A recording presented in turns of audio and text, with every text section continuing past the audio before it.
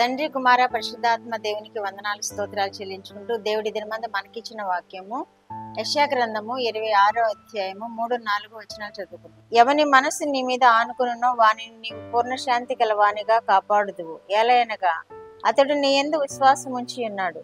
యెహోవా యెహోవాయే నిత్యాశ్రయ దుర్గము.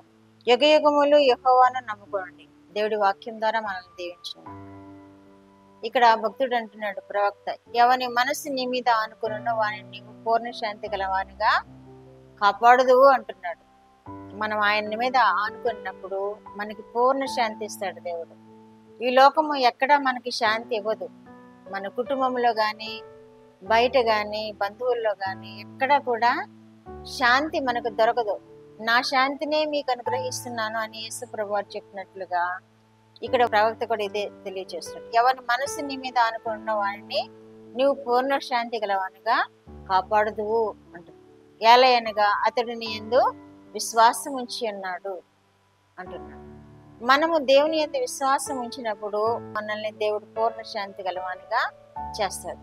ఈ లోకంలో ఎన్ని ఇరుకులైనా ఉండవచ్చు, ఎన్ని ఇబ్బందులైనా ఉండవచ్చు, ఎంత లేమైనా ఉండవచ్చు, ఎంత వ్యాధి అయినా ఉండవచ్చు, ఎంత సమస్య అయినా ఉండవచ్చు, ఎన్ని బాధలైనా ఉండవచ్చు.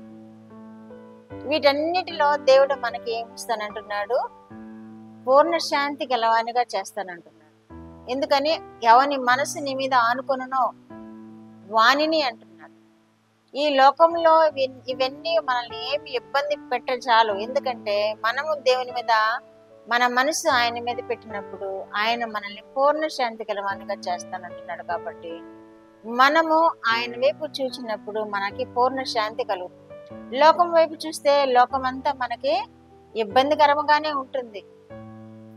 నేత్రాస, శరీరాస, జీవపుటము ఇవి మనల్ని లాగుతూ ఉంటాయి.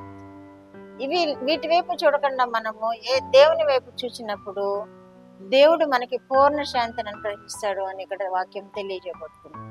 యెహోవా యెహోవాయే నిత్యాశ్రయ దుర్గము అని కూడా తెలియజేయబడుతుంది. యెహోవాయే నిత్యాశ్రయ దుర్గం, ఆశ్రయ దుర్గం. మనం ఆయన నమ్ముకుంటే చాలు, ఆయన మీద ఆధారపడితే చాలు, ఆయన వైపు చూస్తే చాలు, ఆయన్ని ధ్యానం చేస్తే చాలు, మనకి ఆయన ఆశ్రయ దుర్గముగా ఉండే దేవుడుగా ఉన్నాడు. ఈ లోకంలో మనకి ఏది ఆశ్రయముగా చేసుకున్నా అది మనకి శాశ్వతము కాదు. మనకి ఏది దుర్గముగా చేసుకున్నా మనకి అది శాశ్వతము కాదు. దేవుణ్ణి మనం ఆశ్రయంగా చేసుకున్నప్పుడు, దేవుణ్ణి మనం ఆశ్రయ దుర్గముగా చేసుకున్నప్పుడు మనల్ని పూర్ణ శాంతి కలగగా చేస్తాడు. మనకి నిత్య ఆశ్రయ దుర్గముగా ఉంటాడు. యెషయా గ్రంథంలోనే 12:2లో ఇదిగో నా రక్షణకు కారణభూతుడు ఒక దేవుడు, నేను భయపడను, ఆయన నమ్ముకొనుచున్నాను, ఆయన నా కీర్తనకు ఆస్పదుడు. నా రక్షణకు ఆధారమైన దేవుడు ఎవరంటే యెహోవా దేవుడు, మన రక్షకుడైన యేసుక్రీస్తు ప్రభువారే. ఇదిగో నా రక్షణకు కారణభూతుడు అంటున్నాడు. ఇక్కడ ప్రవక్త ఏమంటున్నాడు? ఇదిగో నా రక్షణకు కారణభూతుడు ఒక దేవుడు, నేను భయపడను, ఆయన నమ్ముకొనుచున్నాను అని ఇక్కడ విశ్వాసి చెబుతున్నాడు. ఏమని అంటే, నా రక్షణకు కారణభూతుడు, నేను ఆయన నమ్ముకొని ఉన్నాను, ఆయన నా కీర్తనకు ఆస్పదము, ఆయన నమ్ముకోండి, ఆయన యుగ యుగములు మనకు నిత్యాశ్రయ దుర్గముగా ఉంటాడు, ఆయన నమ్ముకోండి అని తెలియజేస్తున్నాడు. కాబట్టి మనకి యుగ యుగములు ఆయన ఆశ్రయముగా ఉండే దేవుడు. కాబట్టి మనము ఆయనను నమ్ముకుందాము, ఆయనను సేవిద్దాము, ఆయనను ఆశ్రయ దుర్గముగా చేసుకుందాము, ఆయన కృపలో వర్ధిల్లుదాము.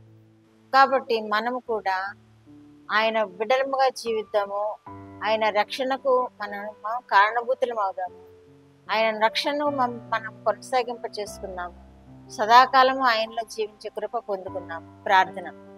మా దేవా, మా ప్రియ పరలోక ప్రభువా, మీ పరిశుద్ధ పాదములకు వందనాలు, స్తోత్రాలు. మా రక్షకుడు యేసుక్రీస్తు దేవా స్తోత్రములు, పరిశుద్ధాత్మ దేవా స్తోత్రములు.